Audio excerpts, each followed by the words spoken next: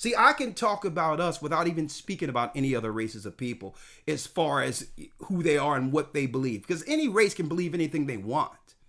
The only people who can't freely believe what they want to believe is us. We're the only people that are ostracized for staking claim to our true identity as the children of Israel. Something is wrong with that. So don't you go for any deflections going forward. I'm going to highlight some of the deflections out there. Just like Esau had this media propaganda going on in the media to deflect you from the news of them actually attacking our people all over the earth. I'm going to highlight through bullet points, before I go into this lesson, a few of their, you got it, a few of their projections, or what they would do to actually move us off the point by deflecting. What are their greatest deflectors that we have today trying to oppose the awakening? Number one, never argue when someone claims that the 12 tribes chart is false. You don't have to argue with that. They're going to try to tell you Alba Bivens and Aria and go into all that. Don't even deal with it. Because why? When you claim that the 12 tribes charts are false, you are implying that you know where the children of Israel are. Unless you can, without question, show us who the 12 tribes of Israel is in the earth, you cannot say for sure that the 12 tribe chart aren't the people of the children of Israel. Because you got to say, well, listen, I found the 12 tribes. They're this, and this. And this is how I know the North American Indians aren't the 12 tribes, or the blacks in America or in Africa aren't the 12 tribes. How I know the Haitians and the Dominicans aren't the 12 tribes, because I found them myself. So if anybody come to you with a 12 chart argument, understand that's an ad hominem to get you off the fact, to get you off the conversation of, if we are the children of Israel, what does that mean? We need to move this conversation beyond the surface. What does that mean for us? And what does that mean for you? So the 12, when someone come with a 12 tribes chart argument, dismiss them.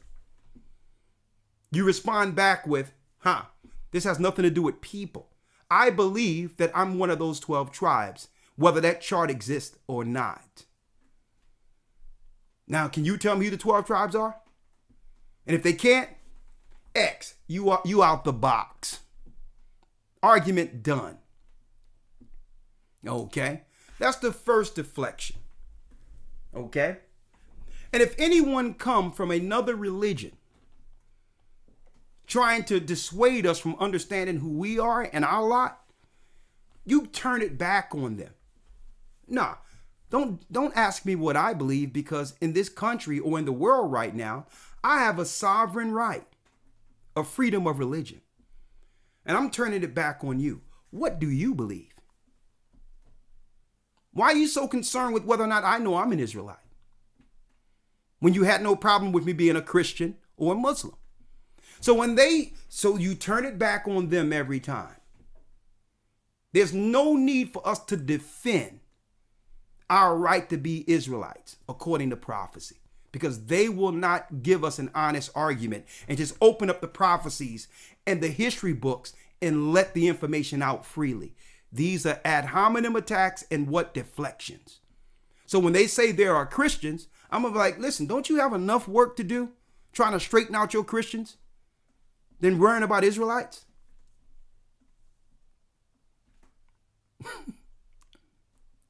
Then they'd be like, well, hold up then. Well, you saying something about Christians, Yeah, we say something about Christians, because why? Our people have been deceived by them. That's why. We have the right to say that we have no business following Sunday, Easter, paganism, Christmas, We have that right because you are targeting our people with it. But you don't have no right to come to us about what we're dealing with because you have too much to clean up in your own house. So don't come in here looking to fix our house. What the Most High have given us this truth so that we can begin to fix this stuff ourselves.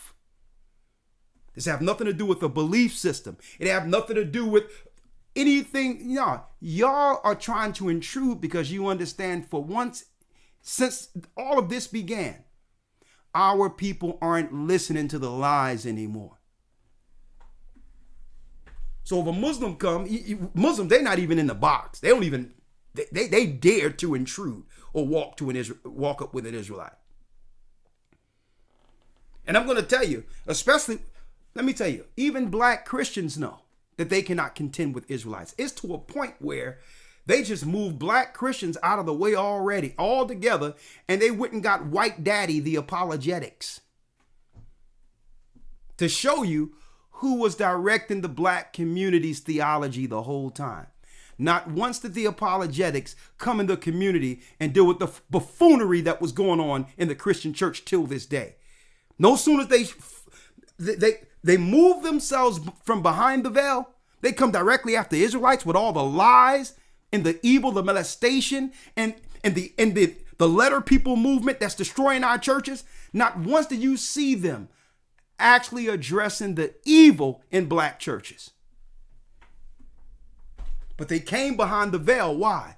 Because the black church are losing the people to the truth. So that, now, folks, this academy is going to be ridiculous.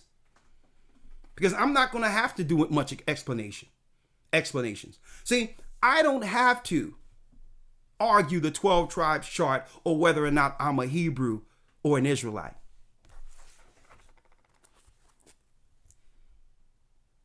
(1825). There was a historian by the name of Ethan Smith. 1825. During the time when we were picking peas and cotton, you got this white guy walking around in the earth, not only in the Americas, bringing his studies of the Hebrew he found over here in what? The Indian grave sites that go directly back to the time of Assyria, when the Indians were taken out of the land. Ethan Smith knew that the blacks were Israelites. So don't try to claim as if this is some new theology came out newly found by some black people who just didn't have no identity, so they chose Jewish people's identity.